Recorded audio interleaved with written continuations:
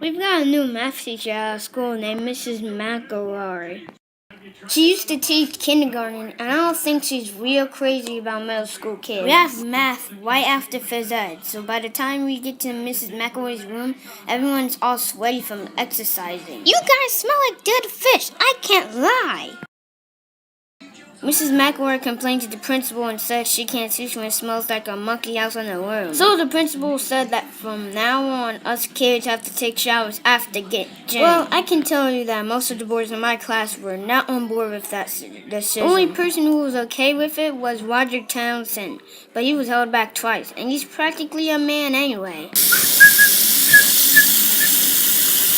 So the rest of us decided we were going to have to fake it.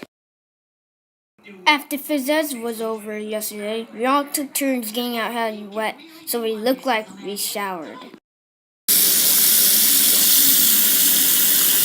I don't know if we really fooled Mrs. McElroy, but I don't think she's ever going to go in the boys' locker room and investigate. You guys even smell worse than before! This showering situation reminds me of something that happened over the summer, where me and Wally were still friends. I used to go up to Wally's house just about every day.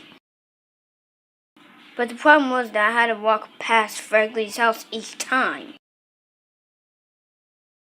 Wanna kiss my freckle? Ah!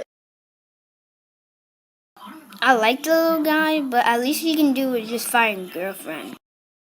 Anyway, I remembered Roderick saying that a person could make it all the way from the house to the top of the hill by crawling through the drainage pipe. You go in, then you go forward, then you go out.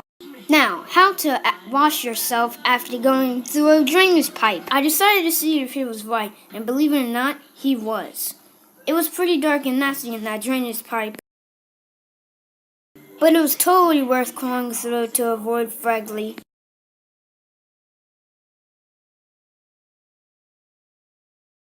When I headed back home, I went through the drainage pipe again. But I probably should have hosed off in the front yard or something, because Mom seemed just suspicious when I walked through the front door.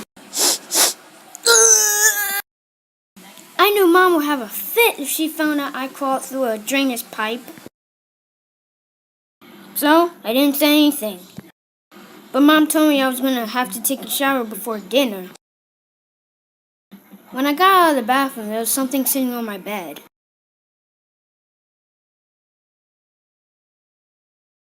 It was a stick of deodorant and a book. I put the deodorant on my dresser and I tossed the book in the trash. I'd seen that before. Mom must have gotten the same book for Roger when he was my age. I found it in his junk drawer. And believe me, I do not need to see the pictures in that book a second time. And what's worse is that Mom made me the subject of her parenting column in our local paper that week.